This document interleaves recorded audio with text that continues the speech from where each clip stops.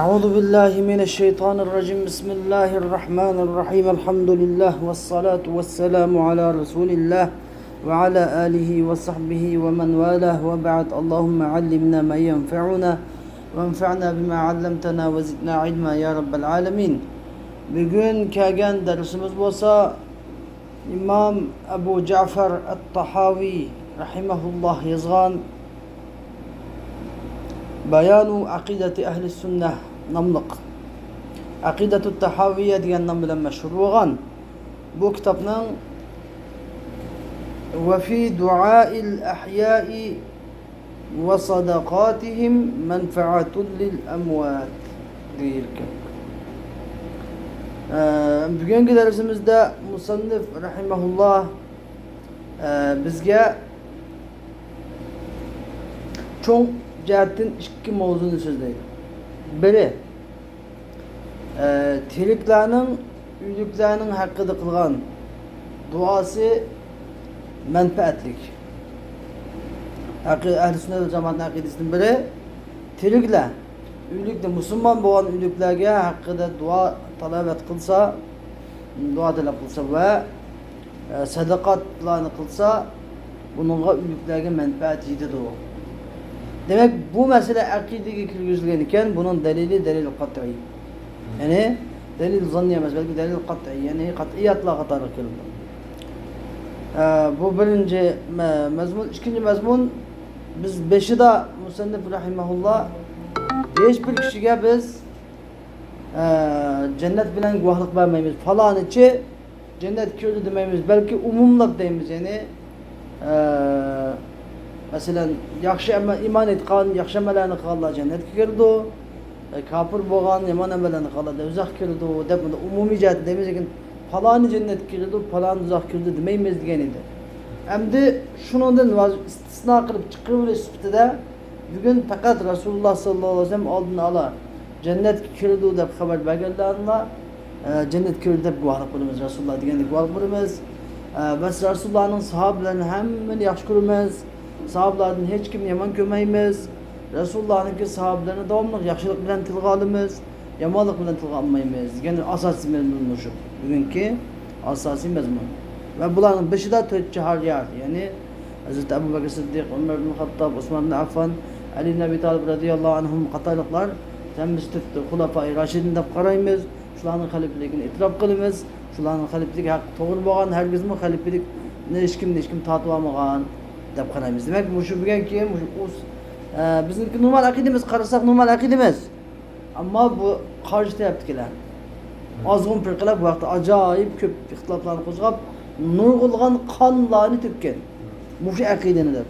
Shuni buni ham böyle bilgan bilan yana to'xtamay ta'kidlab, so'zlab, yanglab e'tiqodimizni yanglab turgan. Shuni bizga nima deydi? Ve fi du'a'il ahya'i ve sadaqatihim menfaatun lil amwat. Tiriklerinin dualarda ve ulanın sadakatlarda menfaatül emvat. Ülüklerge menfaat vardır. Yani tirikler eğer ülüklerinin hakkında Allah Teala ya Allah Allahümme gfir lehu verhamhu de hakkında dua kılsa ve ülüklerin hakkında sadakat nezir kılsa nezir bizde nezir çırağdaydı bizde. Nezir çırak kılsa nima burada ülüklerge derhal menfaat yetadi. Şu sebepten eğer ülüklerniki hakkında kılgan yaxşılıklar ülüklerine menfaat bulmasa idi en avvalda Müslümanlara farz kifaya deb qaralgan cinaze namazı okunmaydı. Eğer bir adam ölgəndikən onun kendinde kılgan dua menfaat kılmagan bolsa Allah Teala herkes mi bizge ulanın namazını okuşunu farz kifaya kılmagan bolar. Bu şu en addi bir misalimdir. Yani Allah Subhanahu ve Teala tekaddes Kur'an-ı Kerim'de mesela وَالَّذِينَ جَاءُوا مِنْ بَعْدِهِمْ يَقُولُونَ رَبَّنَا اغْفِرْ لَنَا وَلِإِخْوَانِنَا الَّذِينَ سَبَقُونَا بِالْإِيمَانِ وَلَا تَجْعَلْ فِي قُلُوبِنَا غِلًّا لِلَّذِينَ آمَنُوا رَبَّنَا إِنَّكَ رَؤُوفٌ رَحِيمٌ degan ayetin üzerinde Allah Subhanahu ve Teala tekaddes meğerde maktaş makamında fi makamil medh keltirdi bunu. Beşirik vellezine tebevved dar vel iman degan muhacir ensarlarni maqtab keltirib shu qatorda Uladın keyin kelib bunda dua Allahümme Rabbena gfir lana. Ey Allah bizning günahimizni mag'firat qilsan.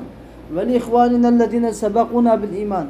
Bizga iymonda ilgili bo'lgan, iymon aytib bizni ilgili o'tib ketgan qarindoshlarimizning, bizning ilgili iymon etgan va bizni ilgili ketgan qarindoshlarimizning gunohlarini mag'firat qilsan. Sabaqan va la taj'al fi qulubina ghillan lil ladina amanu. İman etganlarga nisbatan bizning qalbimizda hech qanday bir o'ch adovat qilmasan. Ey Rabbimiz sen bek mehribon, nayt merhametlik zatsan. Deb duo qiladiganlar yani deb shu muhaciru ensarlarning qilishiga qo'shdi bularni. Anladım. Allah Teala. Demek bu şununda bularning alayligini aytgan, yani o'zining ilgili mu'min bo'lgan o'tib ketganlarning haqida duo qiladi ekan. O'zining gunoh haqida duo qildi ekan, ilgililar haqida duo qildi ekan. Degandan keyin biz tiriklarning o'liklarning haqida iymondan bo'lsa, iymon etganlar bo'lsa, o'liklarning haqida qilgan duosi cheksiz ijobat ekan, manfaat bor ekan. Allah Teala shularni damlabdi deb cheksiz bilalaymiz biz. Onun başka deliller intayin köp. Hoş, emdi vallahu Teala yestecibu davat. Emdi tirikler kandak dua kılsa, Allah Teala olan duasını cevap kıldı. Demiş Allah Teala Kur'an-ı Kerim'de ud'uni estecib lekum dedi. Bana dua kılın mutlak yani. Bidun kayd. Bana dua kılın cevap kılın dedi. Yani siz dua kılsanlar cevap kılın dedi. Bu dua ya derhal buludu. Ya keyinrek buludu ya ahirette sevabı buludu. Şimdisi buludu çok mu buludu? İnsan fakat bana dua kıldım icabet olmadılar demişlikinde. Dua cevap buludu. Emdi meyade yazıp bir çalmadı işik baktaki soktum o sende. Şu tiriklerinin ki üdükler hakkında kan duası cevap buludu. Fayda buludu. Menfaatlik buludu. Digenlik ilam keltugün yani Allah Teala bana dua kılın cevap kılman digen mutlak. Mutlak digen ne mi? Yani tiriklerinin üdükler hakkında dua kısma icabet degan bo'ladi. Tiriklar haqida duo qilsin ijobet. Tiriklar yüzünün haqida duo qilsin ijobet. Boshqalar haqida duo qilsin ijobet qilman degan. Yani hammani chiqaradi. Yani bu laysa muqayyadun bi qaydin. Ud'uni astajib degan qavli mutlaq. Mutlaqu yajri ala itlaqi. Uni qayd bog'lamaydi. Biz qilib yo'q ularga haqida qanday duo etamaydi desa Allah Teala ud'uni astajib lakum dedi. Ma duo qilin ijobet qilman sizlarga dedi. Bu duada anda tirikler üzük onun duasını cevap kılman, ülükler hakkında duasını cevap kılmayman diyen gibi yok bu yerde. Demek hepimizi mutlak şekilde. Ve yakdil hacat. Allah Teala hacetlerini rava kılıdı. Yani Allah Teala dualarını icabet kılışkıma kadir ve hacetlerini rava kılışkıma kadir. İnsanın kandak haceti olsa dua kılış gerek. Ben bir camda çıkmakta gittiğinden biri ilgili bağla ve gelsek yani tirikler üleklerinin ki hakkında dua kılsa Allah Teala derhal icabet kılır. Çünkü Allah Teala duanı icabet kılmanı gibi mutlak söz diyen mağbur. İkincisi dua kılış gerek. İnsan her kanda hacet olsa dua kılış gerek. Anladın? Çünkü Mu'tezile kuruhuyla bir kılan ne deydi o? Yani duanın hiç kadar tesir gücü yok deydi o. Şunun karta hem keltigen bunu. Duanın tesir gücü yok deyin gep intihar galet gep. Yani Allah Teala dua kılın, cevap kılman degan mu'min Müslüman her qanday hacetini Allah Teala'nın tilish kerak ve yakdil hacet. Allah Teala hacetlerini arva kılgıçıdır. Allah Teala her şeyge qadirdir. Hatta Peygamber Aleyhisselam ayığının buğucu, şirak na'al, ayığının buğucu, bokçu, üzülüp gelsem Allah Teala'nın tilgen degan. Her qanday hacetimiz Allah'ın tilishimiz kerak. Bunu gen sevkatlanışımız gerek. Hoş. Bu sene dedi ki ve yemliku kulle şeyin ve la yemliku şey. Yani bu hem insanın devamlı beşideki muş bilgen ki nimelerimiz hemmesi ilgili ders bizden münasebetlik. İlgili Allah Teala insanın hem şirketlerini Allah Teala yaratıp durdu. İnsanlığına vaz insanın hem şirketlerini yaratıp durdu. La havle ve la kuvvete illa billah dedik insan devamlı köz yumup açıkça biz Allah Teala'nın bir hacet emes kemikimizni bilişimiz gerek. Allah Teala'nın hakiki ilgi ekenligini başka mahlukların hepsinin memnun ekenligini biliş gerek. Allah Teala ilgi olgan için Allah Teala hakiki ilgi olgan için ilgili ne kadar aslında tilse ilgi bir aleydi. Kul ilgili olgan için bir aleydi. Kul ilgili yok adam gibi yastığın gibi yastamıydı bir kim. Ve yemliku kulle şey. Allah Teala her şeyi ilgi buludu. Ve la yemlikuhu şey. Allah Teala'ya hiç şey ilgi bulanmaydı. Allah Teala memluk emez. Allah Teala malik. Allah Teala ilgi olgan için Allah Teala'ya hiç kim ilgi olanmaydı. Allah her şeyin ilgisidir. Her şeyin ilgisi olgan için ne mi tilsen Allah Teala bir işki kadir. Yani Allah Teala her şeyin ilgisi bolgandan keyin sen Allah Teala'dan her kanda hacetini tilesem rava kılış. Allah elbette kadirdir. Allah'ın kul ilkide bardır. Ve la ginen anillahi teala tarfete aynin. Allah Teala'dan köz yumup açıkça bir hacetlik yoktur. Yani demek bağlış kilatı değil.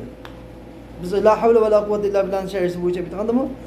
Allah Teala bizden hem şekillerimizi yaratkandı iken, Allah Teala bizni yaratkandı iken, rızkımızı yaratkandı iken, biz köz yumup açıkça Allah Teala'nın ki bizga fazl merhamet kılışıdın, bizni muhafazat kılıp asrap duruşudun, biz her gün köz yumup açıkçılık bir hacet bulanmayımız.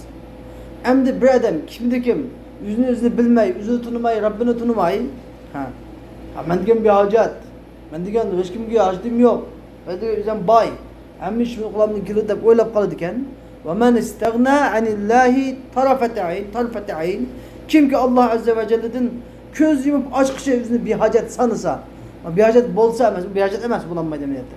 Yüzünü Allah'ın bir hacet karırsa, aynı itikat kılsa, aynı bir hacet sanırsa, fakat kefer, cezmen kafir bulur. Ve sâre min ehl-i hayni, halaket ehlini bulat bitir. Anladın?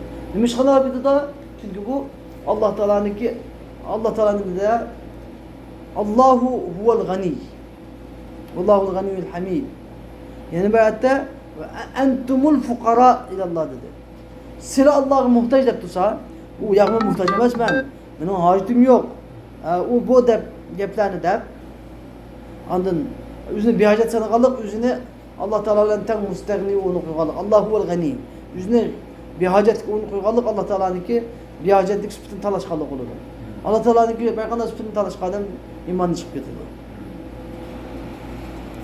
Vallahu yagdibu ve yarda.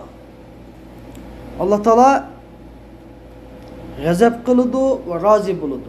La ke ahadim minel vera. Mahlukatlardan hiç kimnin gazap kılgını dek emez. Hiç kimnin razı bolgunu dek emez. Allah Teala gazap kılıdı. Kur'an-ı Kerim'de gayril mağdubi aleyhim veleddallin dep geldi mesela. Gadiballahu aleyhim ve la'anahum ve a'adde lehum cehenneme ve sa'at mesira dep geldi mesela. Radiyallahu anil mu'minin iz yubayi'uneke tahtaş şecere fe'alime ma fi kulubihim ayet geldi mesela. Anladım. Yani bu ayette Allah Teala radiyallahu anhum ve radu anh zâlike limen haşiye rabbeh. Demek Allah Teala'nın Kur'an-ı Kerim'de Allah Teala'nın gazap kılgıcı ve razı bulgıcı degan sıfatı sabit. Bu sıfat ki biz nima qilamiz? Kişinimiz Allah Teala'nın gazap kıladigan, razı bo'ladigan sıfatı var deb. Kişinimiz ama kişiniş nimadan burun bo'ladi? Kişinimiz tabii ki ispat qilamiz, isbatlaymiz.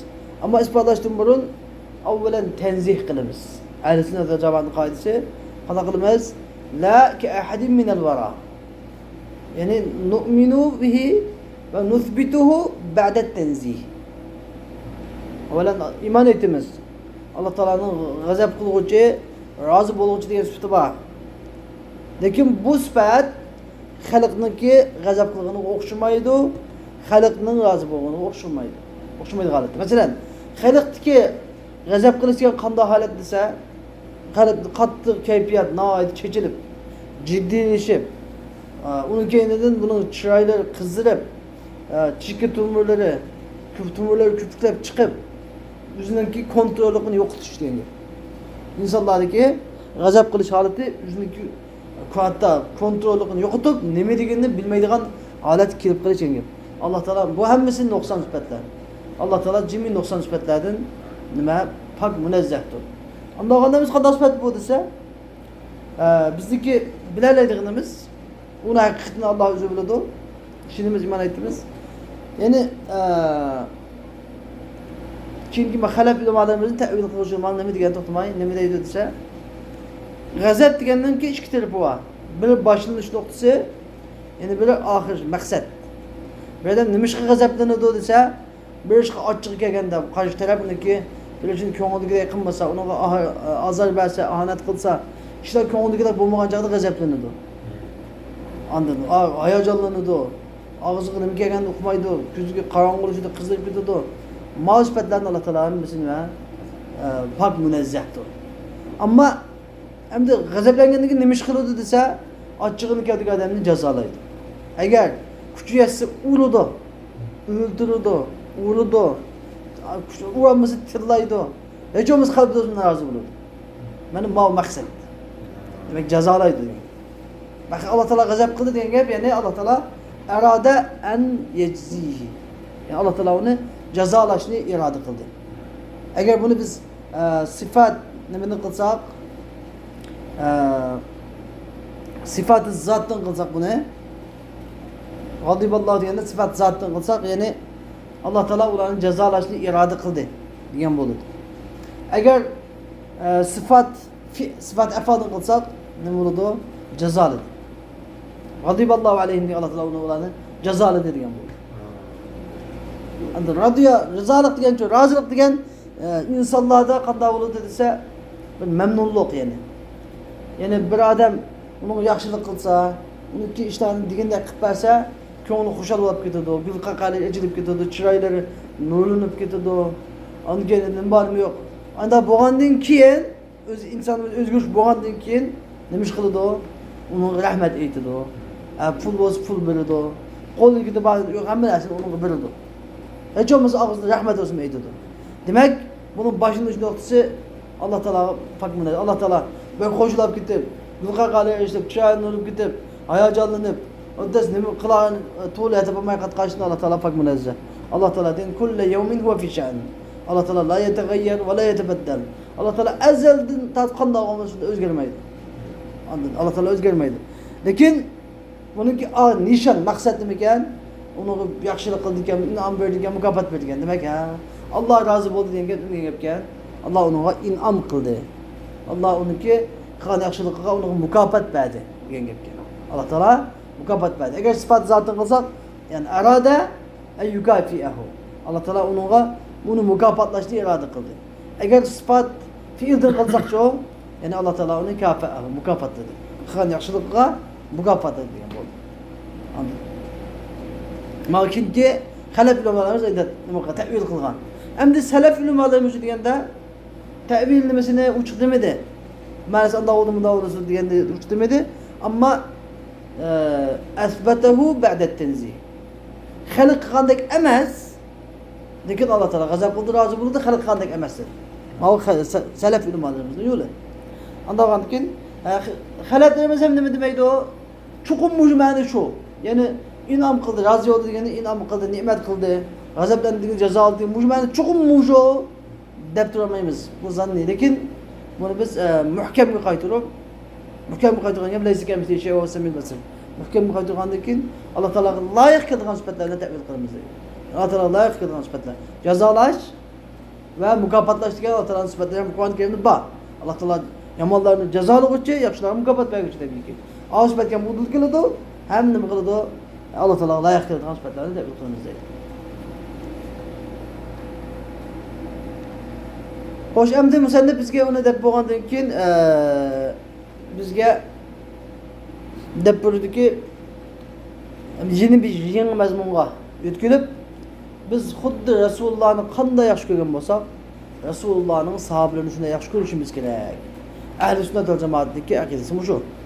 Resulullah'ning qanchalik sahabi bo'lsa, hamma sahabasini yaxshi ko'rishimiz kerak va bu yaxshi ko'rib nima qilmasligimiz kerak? Ularni yomonliklardan tilga olmasligimiz kerak. Har qanday bir voqelik bo'lib ketgan bo'lsin, ularni yomonliklardan tilga olmasligimiz kerak. Bu ahli sunnat vel cemaatniki eng muhim shuarlardan biri shu. Ammo Havariciler dedi, sahabelarni kafirga chiqarib, Havariciler Osman radhiyallohu anhuni shahid qilib etdi mesela. Undan keyin Ali radhiyallohu anhuni shahid qilib etdi endi Havariciler mesela. Mu'tezili guruhi ahli sunnat vel cemaatdan ayrılib oldu. Şialar hamda. Şialar chu desa, Şialar Ali radhiyallohu anhuni haddan ziyod qattiq yaxshi ko'rib ketib, Abu Bakr Siddiq, Umar radhiyallohu anhu sahabelarni, Ayşe annemiz sahabe ayollarni hammaning dushman tutdi. Ularning haqida intayin og'zini chiqara olmaydigan nahaq gaplarni, haqoratlarni qildi. Shuning uchun ahli sunnat vel cemaatning eng muhim shuarlaridan biri Resulullah'ning sahabalarini hammani yaxshi ko'rish va ularning haqida yomon gap qilmaslik. Endi yaxshi ko'rdik deb nima qilatmaslik, Şiale eli razıyallahu yaxshi ko'rib, payg'ambarlik hatta xudolik uni chiqib olganda Xudoyim saqlasin, nauzubillah. Anda yaxshi ko'rib ketmaslik. Ammo xavorijda yomon ko'rib Osman razıyallahu anh kafir chiqarganda, kafir chiqayotgandek biz o'ldirsak bo'ladi deb hukm chiqargandek nima anda tuvaga tushib etmaslik. Uni kenidan ifrat tafritdan xoli bo'lish. Ifrat tafritdan xoli bo'lish. İfrat degan gap muhabbatni haddidan oshib o'tib payg'ambarlik uni kutib olmaslik. Tafrit degan joy haddidan tushib o'tib normal odam, sahoba deganimizga o'xshab bir odam u. Xatolasi kafir o'tdi, fosiq o'tdi. U bir xatolamay qolish yo'q deb, unda bizlar o'xshash odam deb haddidan tushib o'tmaslik. Bu holatda turish kerak. Sahobalarning fazilini bilishimiz kerak. Shuni nima deydi bu yerda? Va nuhibbu ashabi rasulillah. Biz Rasululloh sallallohu alayhi vasallam ashablarini yaxshi ko'ramiz. Va la nufarritu fi hubbi ahadin minhum. Ulardan hech kimniki, hech birining muhabbatidan nufarrit degan gap haddidan tushib o'tmaymiz. Ma ibodat ikki xil ibodat bo'ladi. Nufarrit deb ikki xil ibodat durust. Aslida qaptayna nufarrit degani ay la nuqassira fi hubbi ahadin minhum debdi. Yani ularni hech kimniki muhabbatida nuqson qilmaymiz, kamchilik o'tkazmaymiz, sodir qilmaymiz deydi. Taqsir qilmaymiz deydi. Nufrit deb iborat bo'lishi mumkin, joiz.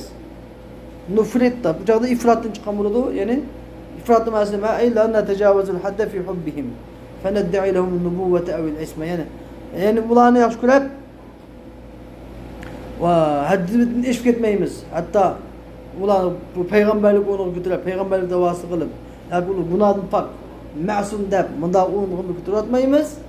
Ularni tushib odatdagi normal odamniki, normal kishilarni o'rniga tushib o'tmaymiz. Bu ifrat tafritni o'rtasida turamiz. Degan bo'ldi. Va la natabarra'u min ahad minhum. Ulardan hech biridan ado juda bo'lmaymiz. Ya'ni sahobalarning hech qaysidan biz ado juda bo'lmaymiz. Ular bilan biz aloqamiz yo'q. Uni biz chiqariga, ularda qildi, bunda qildi deb ulardan ado juda bo'lmaymiz. Va nubghidu man yubghiduhum va bi ghayril khayri yadkuruhum.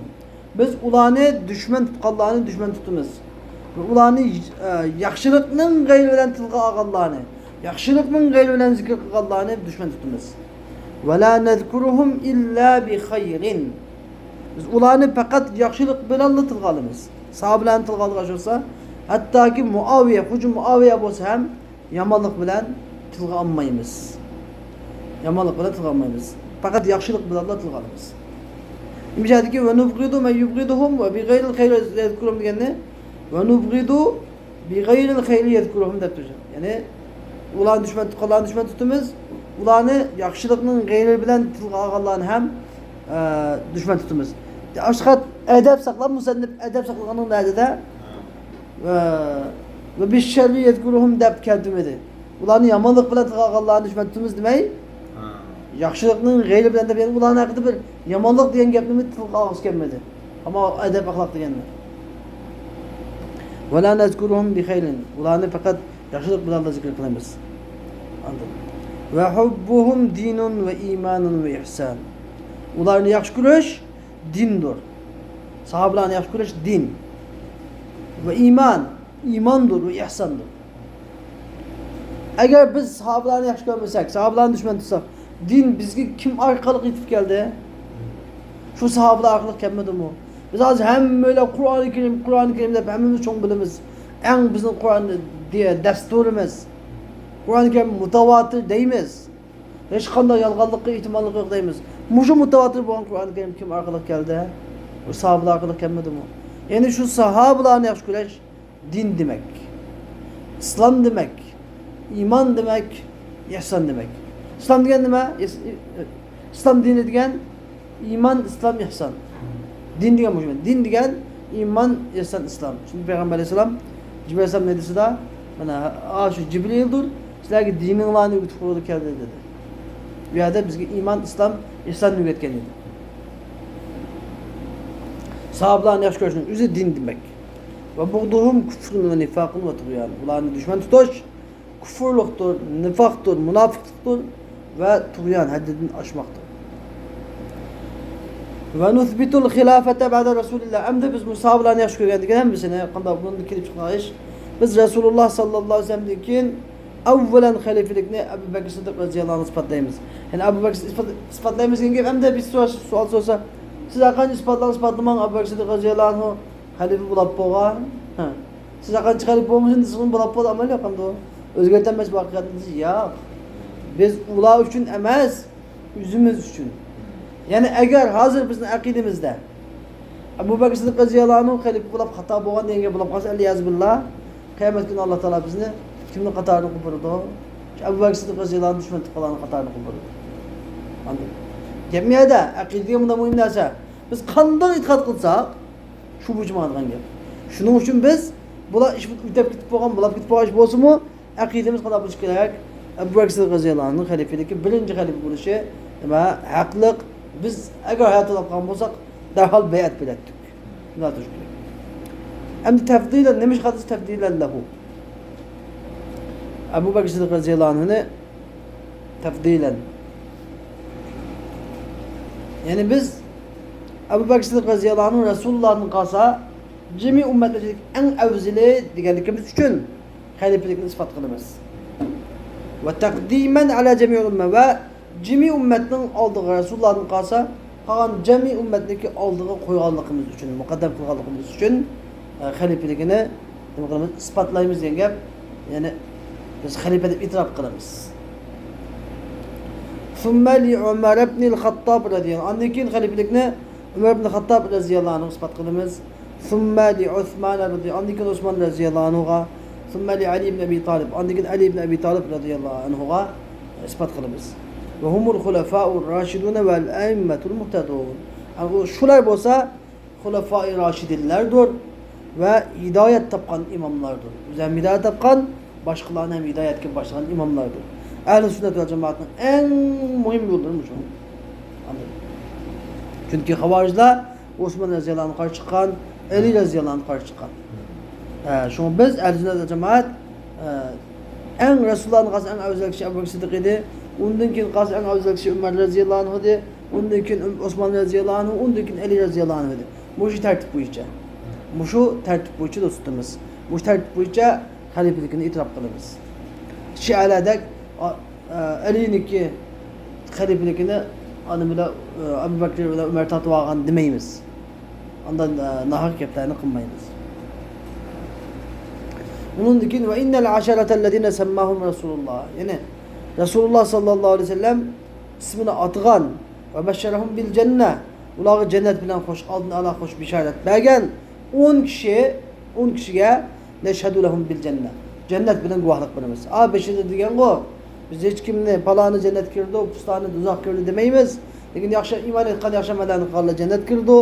Ya kafir boğan yaman melani kalla devzak girdi deyimiz. Dep bunda deyimiz diyeni de hem de muşu umumi sözümüzden müstesna boğan bir söz var. Bu vasa dikkat var. Resulullah ismini Allah'a itılga atıp cennet girdi deyip aldın Allah haber bergen 10 sahabini cennet kirli deyip itikat kılımız ve şunlar guvalık kılımız. Yani demişsiniz alama şehide lehum Resulullah sallallahu aleyhi ve sellem guvalık belgini binaen asasen ve kavluhul hakku. Halbuki Resulullah'ın sözü haktır. Resulullah cennet kirli deyip guvalık kılımı çok mümkündür. Olay boz kimler? Yat biliş gerektir. Olay bozsa Ebu Bekir Sıddık radıyallahu anhu Ebu Kahafe'nin oğlu. Ve Ömer ibn Hattab radıyallahu anhu Hattab'ın oğlu. Osman ibn Affan radıyallahu anhu. Ve Ali ibn Abi Talib el-Murtada radıyallahu anhu. Ve Talhat ibn Ubeydillah radıyallahu anhu. Ve Zübeyir ibn el-Avvam radıyallahu anhu. Ve Sa'd ibn Abi Waqqas. Sa'd ibn Abi Waqqas radıyallahu anhu. Ve Sa'id ibn Zeyd radıyallahu anhu. Ve Abdurrahman ibn Avf radıyallahu anhu. Ve Ebu Ubeydet ibn Cerrah radıyallahu anhu. Halbuki Ebu Ubeydet ibn Cerrah radıyallahu anhu olsa eminu hadihil ümmeh. Muşu ümmetin içindeki en şencilik eden. Peygamber İslam Ebu Ubeyde eminu hadihil ümmede mukan guhlık bagen. Radıyallahu anhum ecma'in. Allah ulanın hemmelerinden razı olsun. وَمَنْ اَحْسَنَ الْقَوْلَ فِي أَصْحَابِ رَسُولِ اللّٰهِ Kim ki Resulullah sallallahu aleyhi ve sellem'in ashabları hakkında yakşı gap kılsa ve ezvacihi tahirat min kulli denes her kandak kirdin pak boğan, iffetlik boğan, ummahatil mu'minin boğan, ezvac mutahharatla hakkında yaxşı gap kılsa ve zurriyatihil mukaddesine min kulli ricis, her kandak necistin paklandıgan mukaddes boğan evlatları hakkında yaxşı gap kılsa fakat beri eminen nifak. O adam münafıklıktan ada juda boğan buludu. Ve ulemâ'us selefi mine's-sâbiqîn ve men ba'dahum mine't-tâbi'în hem de ilgili kiladın boğan ulemâ-i selef alimleri ve uladın ki boğan tabi'iladın boğan ehlul hayr vel ether ve ehlul fiqhi ve nazar uladın ki yaxşılık ehli, eser ehli, fıkıh ehli, nazar ehlileri tabi'illah, tabi'ut tabi'illah tut mezhep imamları dek mesela Süfyan el-Thevri, Süfyan ibn Uyeyne, Said ibn Musayyeb digendek tabi'in, tabi'ut tabi'in bulanın hemmesi la yuzkerune illa bil cemil. Bula fakat güzellik bilen, yaxşılık bilen anlatılgıylığını da. Resulullah adamlıgan hayrul kuruni karni thummellezine yelunahum thummellezine yelunahum. Bu üç karın en zamanı men sahabeler. Ondakin tabi'illah, ondakin tabi'it tabi'illah. Bu üç zamanını kat'i yamanlık bilen tülgülüşüm olmaydı. En biz yaxşı zamanı. Bana şuların katarını bizim mezhep pişvayimiz İmam-ı Azam Ebu Hanife rahimahullah, İmam Malik rahimahullah, İmam Şafii rahimahullah, İmam Ahmed bin Hanbel rahimahullah katarıklar.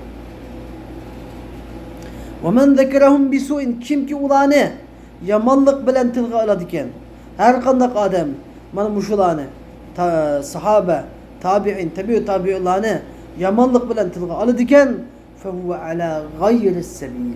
Bu biz davatkan toğul yolda emas. Biz köz davatkan sırat-ı müstakim boğan toğul yolda emasdır. Acayip dikkat etmemiz gerek olan mesele. Şunun için Allah Teala biz ne? Bu toğul yolda manguculardan ehl-i sünnet ve cemaat akidesi kıpası olur. Hem de bize mühim boğan şerhlerden hazır bugün ki asas şerhlerimiz yaxşı oldu.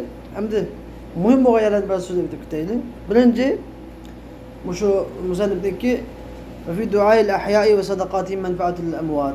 Tiriklerinin ülüklerine hakkında kılgan duaları, sadakatları da ülüklerine menfaat itiyordu diyen kavlenin ki delili. Çünkü delil buluş gerek. Bu hem semiyatlarda ne buluş gerek? Delil buluş gerek. Bu delil bulması akmaydı gerek.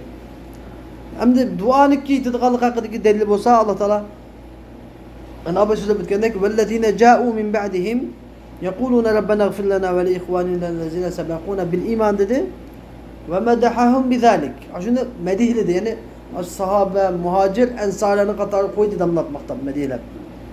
فَلَوْ لَمْ يَكُنْ لِلْدُعَاءِ وَالْاِسْتِغْفَارِ نَفْعُ لِلْاَمْوَاتِ مَسْتَحَقُّ الْمَدَى. Eğer ülüklerge tiriklerinin kılan duası istiğfarıda menfaat bulmasaydı o da herkes bu manimige, medihige layakatlik bulanmaydı.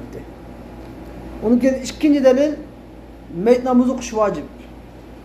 Meyt namazı fakat sana etiş ve meyt hakkında Allahümme gfirli hayna meydana dua kılışın meyt namazı başka nazemez. Yani eğer bunu da fayda etmeyen olsa bu meyt namazı kış Müslümanların geldiğinde herkes fayda bulmaydı. Çünkü eğer meyt ile kağandın ki cenaze namazı meyt fayda etmeyen olsa ne payız var onun ki farz ki fayganın hem Müslümanlığı yığılışıp onun ki hakkında namaz okuyanın ne faydası? Faydası yok şu buramızda şeriat. O çok açık bir hakikat. Ama sadakat ki delil olsa Peygamber aleyhisselamın Peygamber aleyhisselamın hadisinde gelgen tasaddaku an mevtakum. İslam'ın ki üleklerin hakkında sadakat bir Allah degen. Eğer sadakat bir şeyin faydası olmaz Peygamber aleyhisselam onu vurma etti. Yani bir ayette khuz min amwalihim sadakaten yani bir ayette Sure Tevbe'deki 3. ayette Allah Teala "Khud min amwalihim sadaqatan tutahhiruhum ve tuzakkihim biha ve salli aleyhim. İnne salateke sekenun lehum vallahu semi'un alim." Bu şu ayette mi ne? Ulanın mallarından sadakını eyle tutahhiruhum ve tuzakkihim. Ulanı paklaydıgan, ulanı günah məsiyetten paklaydıgan sadakını eyle. Ve salli aleyhim ulanın meyt namazını, cenaze namazını okun. Anladın? Evet. Sizniki o'qigan janoza namozingiz ular uchun rahmatdir, azobni to'xtadi. Alloh taolo hamma alloh tuzni bilib turibdi. Bu oyatning o'zida nima deyapti? Sadaqat eling bo'ladi. O'lgan vaqtida sadaqat eling degan nazr chiroq eling deyapti. Bu sadaqat eling va nima qiling? Namozni o'qing deyapti. Payg'ambar ham sadaqat yemaydi, sadaqat eling degani, ya'ni shulardan mollarni elib boshqalarga sadaqat bering siz. Bunun vakolati. Va namozni o'qing deyapti. Mana mushuning o'zimi oyatning o'zida nima deyapti? Meytning haqida nazr chiroq qilsa, bizning Uyg'urchada nazr chiroq deymiz. Nazr chiroq qilsa, shak shubhasiz yetadiganliginniki. Balki shu nazr chiroq uni gunoh emas, gunoh masiyatlarni paklaydiganligining dalili. Bu ham hammasi Alloh taolaning Rahman, Rahim sifati. Yani bir bende qanday qiz qilib, hayot to'xtatib qilamiz, ulab qolgan kim bo'lsa-mu, endi boshqalarning duosi bilan shafaat qilib, endi sadaqatlari bilan gunohni mag'firat qilib jannatga kirgizadigan Rahman, Rahim ilohimiz bor bizning. Agar vahobilar yoki o'lgandan keyin bu dunyoda qilmay, o'lgan joyda qolgan foydasi yo'q bu desa, nima qilsang qilaver. Bizning ayda Xudoyimiz ashundoq Rahman, Rahim Xudoyim. Ayna mag'firat qilib olsa, mag'firat qilib o'tish uchun necha ming xil sabab muqaffat Alloh taolo. Endi Ramazonda Laylatul Qadr bir kecha ibodat qilsa, ming oy ibodat qilgan savobini bergan Xudoyim. Ashundoq turli yo'llar bilan bandalarning gunohini mag'firat qilish uchun sabab hozirlab turgan bu Rahman, Rahim Xudoyim. Ma'bire. Endi shu ahil vaqtni o'tkazdim. Vallohu taala yag'dabu ve yarda la ki ahadin minel vara. Mishadiki Vallohu taala yag'dabu ve yarda la ki ahadin minel vara degan qavli. Alloh taolo g'azab qiladi va rozi bo'ladi degan xalqdan hech kimga o'xshamaydi. Nima qilsa, endi avvalan g'azab qiladi, rozi bo'ladi deganning dalili nada? Bu sifatlarni deb to'g'risi Alloh taolo Qur'on Karimda nima deydi? Alloh taolo o'zini g'azab bilan rido bilan sifatladi. G'adiballohu alayhim dedi Alloh taolo sifatida. G'ayril mag'dubi alayhim deb Fatiha'ning surasida bir qancha ayat keldi g'azab degan lafz. Va rozilik Alloh taolo radiyallohu anhum va radu anhu dedi. Faqad radiyallohu anil mu'minin bir qancha ayatda rozi sifat keldi Qur'on Karimda. Ondan keyin fasabata annahu yusafu bir rida vel g'azab. Alloh taolo rido va g'azab bilan sifatlanganligi sabit bo'ldi. Lakinnahu la yuradu bi g'adabihi va ridah mislu g'adabil xalq va biroq Alloh taolaning g'azabi Alloh taolaning rizoligi bilan xalqning g'azabi xalqning rizoligini o'qishi iroda qilinmaydi. Ma'lum kerak. Nimishqa? Chunki li'anna al-ghadaba fil xalq xalqga g'azab degan ibaratun an halatin yetagayyaru biha al-wajh fa yahmar. Ya'ni yuzda o'zgarib, qizarib ketadigan va tantafiqu bihi al-awdaj tumurlar qapirib, chikilib chiki tumurlari tutib chiqadigan. Bunda inson o'zini kontrolini yo'qotadigan bir sifat. Va rizo degan so'z ibaratun an nadaratun fil wajh, chiroydagi bir ko'rkamlikdan va sururun fil nafs, nafsdagi bir xushallikdan. Bunda bir iborat. Vallohu taala munazzahun an at-taghayyur va tabaddul al-ahval. Alloh taala o'zgarishdan, holatlarning almashish, o'tkilishidan munazzahdir. Kullu yawmin huwa fi shan. Ondan keyin fanaqul biz deymiz, nima deymiz onda? Bi anal murada min ghadabillah. Yani Allah'ın g'azabi degandan murad ve iradatul intiqam min al-usat ve inzalul uqubati bihim ve ay yef'ala bihim kema yef'alul meliku idha ghadiba ala man tahta yadi. Bunda deymiz. Yani Allah Teala'nın yani g'adiballahu deb kelsa, Allah g'azab qildi degani yani nima degan gap desa, Allohning g'adabulloh degan nima degan gap desa, yani Allah Teala'nın asilardan intiqam olishni iroda qilishi. Asilardan intiqam olishni iroda qilishi. Ve ularni jazolash, ularga azab uqubat nozil qilishni iroda qilishi. Ularga xuddi podshoh qo'l ostidagilarga g'azab qilgandek, podshoh qo'l ostidagilarga g'azab qilgandek, unda chechilib, chiqqan ketmaydi. Biroq shunda Muhammad Fatih'ning kinosi qo'yib kelmaydi. Shunda bir shart qildi ekan. Shunda qildi shart qilsa berib qoladi ekan. Bu shart qilgan. Va lillahi'l masalul a'la. Podshohning da o'xshamaydi Alloh taolo, hech kim o'xshamaydi. Lekin xuddi shunday podshoh bir odamni kallasi olsa, u chichilib, to'lab, voqea o'tmaydi. Shunda burabasi bo'ldi xolos. Vel muradu min ridallah. Alloh taolaning rozilik degandan murod nima? Va iradatu savabi liman ata'ahu vel afu amman asa. Yani Allah Teala razı oldu degan gap. Yani Allah Teala itaat qilgan odamga savob bermoqchi bo'ldi. Savob berishni va'da qildi. Val afwa man asa. Asi bo'lgan odamni afv qilmoqchi bo'ldi deymiz. Va yaf'ala bi abidihi kama yaf'alul malik biman tahta. Padişah bir adamdan memnun bo'lsa, razı olsa, uningga qanday mukofot berdi masalan? Xuddi shuningdek deydi. Valillahi al-masal a'la. Yani iza radiya min al-ikram ve ziyadetil in'am. Nima qiladi?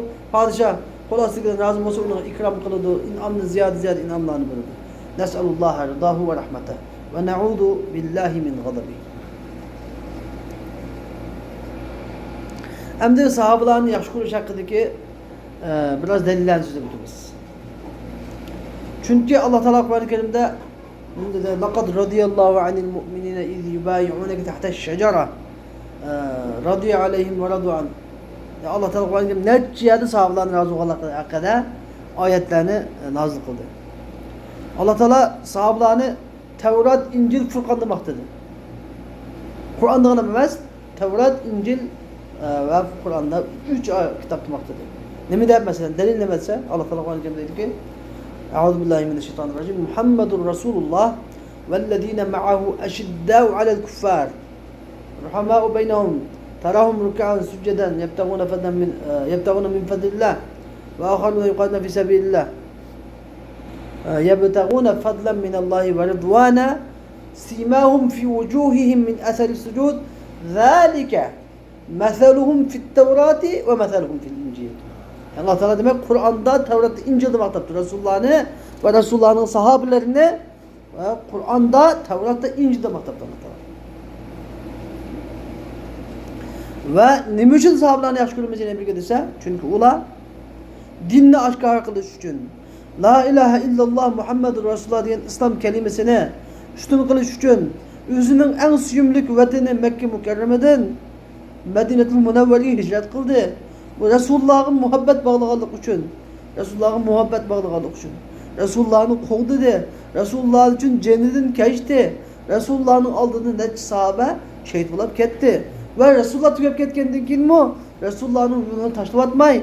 Bu şu ümmetle hemiz ebed devzat kalmasın deyip üstündeki amrak hotun ballardan, amrak veterlerini geçip bütün sahabaların kabirleri hemisi Medine'nin Münevver'de azrak, belki şu Konstantiniye, şu Şam, Mısır, şu başka taraflarda hatta ki en yarak boğan Xitay'da mı Ebu Vakkas diyen sahabenin bir şey çatık ağır. Yani bu şunda derecede ketken ola. Nima uchun desa, bu şu İslam'ın bayrağını götürüp, anda bir hukuk için emas, mal için emas, belki bu şu ümmet ebed devzat kalmışsın deb cenni belgen kişiler bu sahabeler. Peygamber Aleyhisselam ne mi diyen? Allaha fi ashabi, la tettehiduhum garadan ba'di, femen ehabbahum fe bi hubbi ehabbahum. ومن أبغضهم فببغضي أبغضهم ومن آذاهم فكأنما آذاني ومن آذاني فكأنما آذى الله ومن آذى الله كان النار به أولى. Yani Peygamber diyen ki Allaha fi ashabi. Mene ashablarım hakkında Allah'ın korkanlar. İttakullah. Mene ashablarım hakkında Allah'ın korkanlar.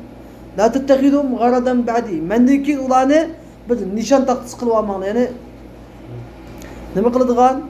Tırlaydığı şosuma şularını, kandak bir hemen şosu şularını ülke kılıp şularını bir ok atıdığın nişan taktısı dek, şularını tırlaydığı o bektinla kılıp amanla. Hemen ehabbahum, kim ki sahabelerine yaxşı görse, febi hubbi ehabbahum. Meni yaxşı görgelik sebebiyle yaxşı görüldü. Yani kim ki sahabelerine yaxşı görse, meni yaxşı görgelik sebebiyle ularını yaxşı görüldü. Meni yaxşı görgeden sahabelerine yaxşı görüldü. Meni yaxşı görmegen adam sahabelerine yaxşı görmeydi. Kim ki ularını düşman tutsa, meni öçkörgenligi sebeplik düşman ularını öçkürdü. Bunu meni düşman tutmagan bolsa, sahabelerimi düşman tutmagan boladı. Ve men azahum, kim ki meni sahabelerimi azar berse, fekeennema azani. Xuddi mana azar bergendek boludu.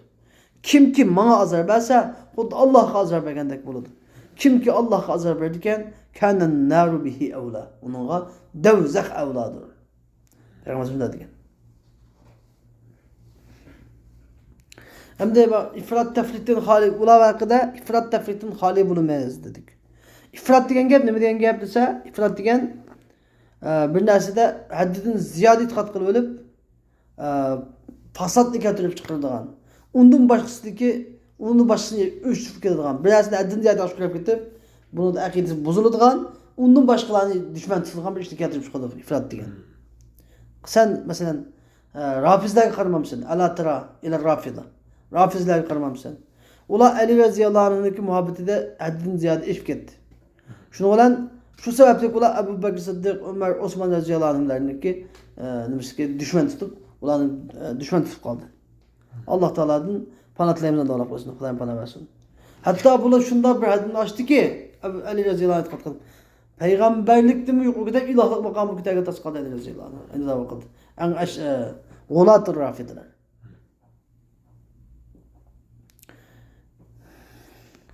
Endi Xavarij deb bir firqa nima qilib, tafrid qilib sahobalar haqida. Ya'ni sahobalarniki tegishli hurmatini qilmay, hurmatini tushirib falak bo'ldi. Sahobalarni kafirga chiqarib. Rafizlarchu ifrat qilib, haddidan tashqari ketib falak bo'ldi. Buni o'tirish kerak. Endi sahobalardan ado-judo bo'lish bu ozg'unlik, gumrohlik. Chunki ular to'g'ri yo'lda. To'g'ri yo'ldagi ular. Adog'aning to'g'ri yo'lni dushman tutgan gap, xato yo'lga kirishgan gap. Alloh gap. Payg'ambar alayhisalom o'zining hadis sharifida hidoyatni ular bilan bog'lab qo'ygan. Nima deb?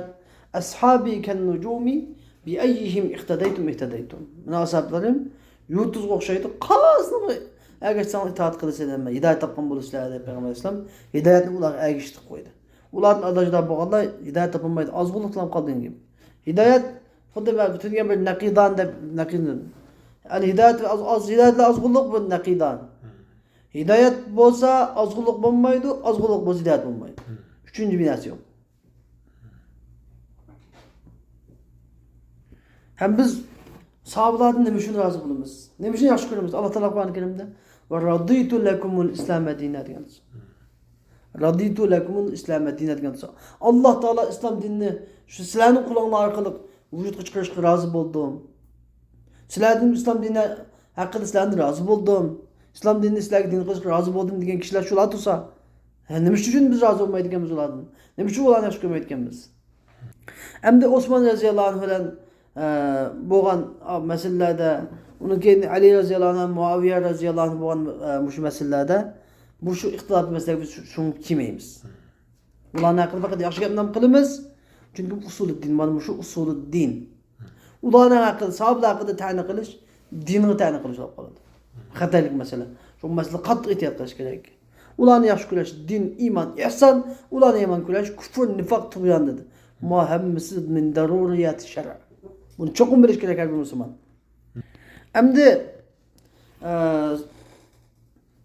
Rasulullohning keyin birinchi xalifa Abu Bakr roziyallohu anhuning xalifaligini itrof qilamiz, buni rozi bo'lamiz, isbot qilamiz dedik. Bu nima ishxona dedi deganda chunki Rafizlar nima dedi? Shialar, Rafizlar musulmonlarning jumhur ko'p sonli musulmonlarga qarama-qarshilik qilib, bular deydiki, Rasulullohning keyin asli haq imom Ali roziyallohu anhu bo'lish kerak. Ali edi, uni tatib oldi deb e'tiqod qildi. Endi ko'p sonli musulmonlar, ya'ni Shiadan boshqa musulmonlar hammasi muhojir, ansorlar, hammasi nima dedi?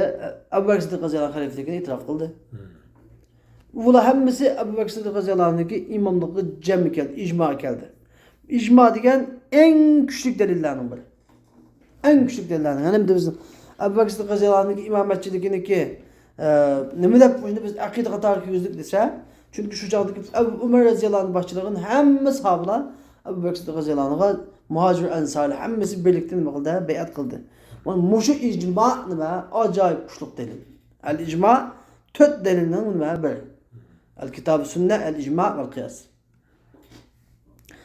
Bazı sahabelerinin icmasıyla Kur'an-ı Kerim'in hükümlerinin birer hükümünün emredin kaldırılışını batırır. Mesela zakat mesrep meselesi de 8 mesrep var idi. 8 mesrepteki bir mesrep muallafet kulub diyen mesrepni Ömer Reziyal'ın zamanında emredin kaldırdı. Resulullah'ın zamanında İslam dini aciz idi. Şunun için şu din yanında Müslüman boğalarını dini tutturuş için Müslüman bulayım mı, bulmayım mı davet kıllarını İslam'ın kalbine mağayet kılıç için Peygamber'den belgen hem de hazır İslam güç taptı Hem bunu vermeymiz. Demir radıyallahu anhu. Hem sahabeler onu nima qilmagan, inkar qilmagan. Hatta icma degan hatta Qur'onning oyatini ama hukmini hammadan qaddolaydigan darajada nima bunda kuchliq narsa icma degan. Hamda Abu Bakr Siddiq radhiyallohu anhu'niki xalifeligi musulmonlarning ijmosidan bo'lgan birinchi kuchliq dalil. İkinci delil hamda tabii ki bu senet bu icmaniki bir senedi var. İcma deganning bir senedi bo'ladi, senet. U nimaga uylangan? O şu sahabe muhacir ensarlar shundoq Abu Bakr Siddiq radhiyallohu anhu hammasi birlikda nima qilishga xalifelik sayılışının nima turtki bo'lgan? Nimaga asoslab shunday qilgan desa, u asos bek ko'p. Çünkü Abu Bakr Siddiq radhiyallohu anhu musulmonlar ichida musulmon bo'lganlarning ichida cho'nglar ichida musulmon bo'lganlarning birinchisi edi. Rasululloh bilan g'or surda faqat huma fil g'ar Qur'oni karimda qilingan Rasululloh hamroh bo'lgan Rasulullohning hamrohi edi.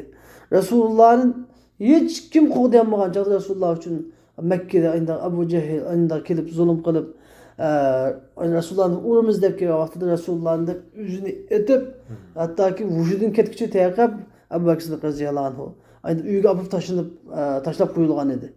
Abu Bakr Siddiq radhiyallohu anhu xafa bo'lgan bo'lsa Resulullah'ning chiroyini olib ketadi. Hattoki Umar radhiyallohu anhu uni boqmaydi. Shunda darajada edi. Anladın? Yani fahal antum tariku li sahibi sizlar mening sahibimni siz tashlab qo'ymsizlar? Mening sahibimning ko'nglini og'irtamsizlar deb mening sahibim deb ataydi Rasululloh Abu Bakr Siddiq radhiyallohu anhu. Hatta Peygamber Aleyhisselam ahir kavimlerinde dedi? Muru Abu Bakrin felyusalli bin nas.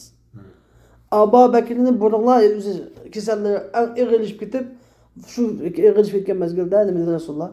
Abu Bakir'in burunlar kişilerin namazı kılsın dedi. Bu kişilerin içinde Ubey ibn Ka'b'tek şunda qari. Ömer radhiyallahu anh dedi. Alimler sünnetki alim hemmisi baydı. Ali, Osman hemmisi baydı. Hiç kimni vurmay kimni vurdu. Abu Bakr Siddiq radhiyallahu anh vurdu. Mana bu şu Resulullah o'zi hayot vaqtida andın hayot vaqtida Abu Bakr Siddiq radhiyallahu anh imomatchiligi tayinlanganligining o'zi mendagi xalifa mushu bo'ldi degan ishorat edi. Chunki namoz degan dinning eng katta ruknisi. Namoz degan dinning eng katta ruknisi. Eng katta ruknisiga imom bo'lsin degan gap, yana men o'ylab qolgandan keyin mening xalifam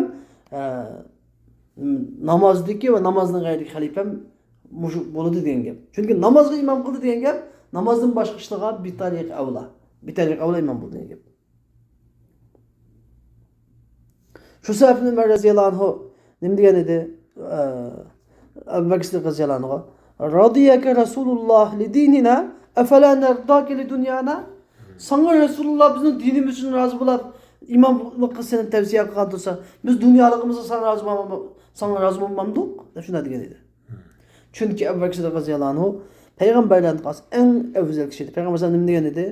Vallahi ma tala'at ash-shamsu va la gharabat ala ahadin ba'da an-nabiyyin afdala min Abi Bakr. Payg'ambarlarning qasa quyosh kun chiqmaydi, g'oyib bo'lmaydi, o'tirmaydi Abu Bakrdan mavzalar bir odamga. Abu Bakr Siddiqdan mavzalar bir odamga quyosh payg'ambarlarning qasa, undan mavzalar bir odamga chiqib boqmadi va kelib boqmadi, bitib boqmadi deydi. Onda Abu Bakr Siddiq radhiyallohu anhu'niki xalifeligi bil ijma' sabit bo'lsa, hamda Abu Bakr radhiyallohu anhu xalifelikni kimga va tavsiya qilgan? Umar radhiyallohu anhu tavsiya qilgan. Va sahobalar Umar radhiyallohu anhu bay'at qilishga bir ittifoq birlik kelgan. Ondan Umar radhiyallohu anhu xalifeligi mamnun bo'lgan bo'ladi, keyin sabit bo'lgan bo'ladi. Buni Payg'ambar alayhisalom ishorat qilib, "Iqtadu billazayni min ba'di Abi Bakr va Umar radhiyallohu anhu" deb aytishda ishorat bilan kelgan bir hadis hamda. Ya'ni mendan keyin bu ikkilangi iqtido qilinglar Abu Bakr va Umar deb aytishda ishoratlar bilan so'zlagan edi. Ondan keyin de Umar radhiyallohu anhu vafotlab ketgan vaqtida hech kimni o'rniga xalifa tayinlamadi. Bu ishni xalifelik ishini 6 sahobalarning 6 kishining orasida va amruhum shura baynahum degan Qur'on karimning hukmi bo'yicha bir hammasi ashar mubashshara bo'lgan jannat bilan guvohlik berilgan 6 sahabani o'tirib qolib qo'ydi. Sizlar bu 6 sahaba nima qilinglar? O'zaro Payg'ambar alayhisalom hayot vaqtida jannat kirdi deb oldin xabar bergan. en işinci muşumbatın işincilik adamları şimdi öz arana nima qilinglar? Kengash qilib bersinlar xalif saylanlar deb 6 kishining orasida qolib qo'yib shehidlab ketdi Umar roziyallohu anhu. Ular kim edi? Osman, Ali, Abdurrahman ibn Avf, Talha, Zübeyir, Sa'd ibn Abi Waqqas. Şu 6 sahabe idi. Osman roziyallohu anhu, Ali roziyallohu anhu, Abdurrahman ibn Avf, Talha, Zübeyir, Sa'd ibn Abi Waqqas radhiyallohu alayhim ecmaîn. Muşlar qilib qo'yib shehidlab ketdi. Andikin Abdurrahman ibn Avf Osman ibn Affan radhiyallohu anhuga bayat berdi mana. Bayat berdi. Bu maslahat kengash qilib.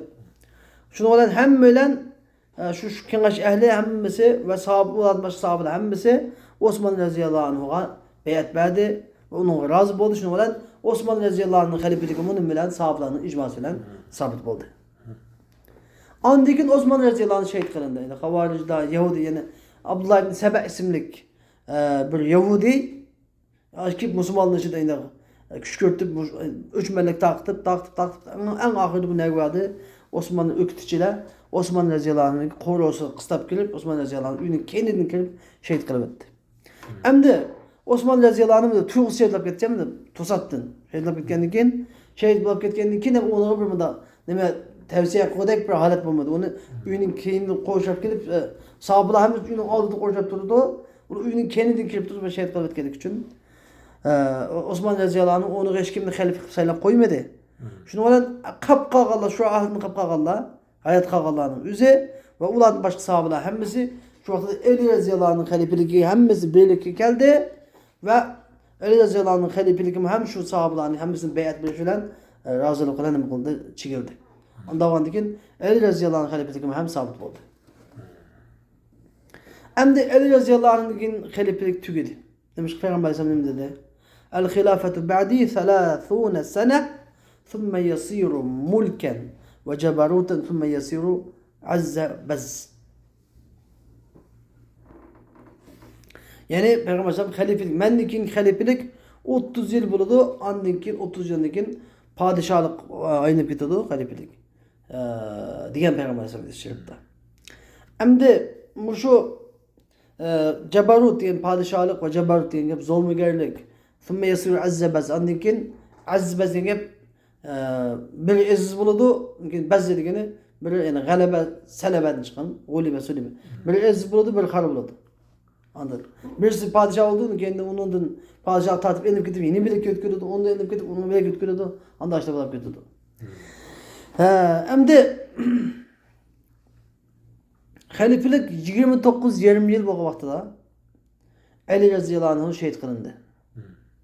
Ali radhiyallohu anhu şehid qilingandan keyin Ömer radhiyallohu anhu Abu Lu'lu şehid qildi.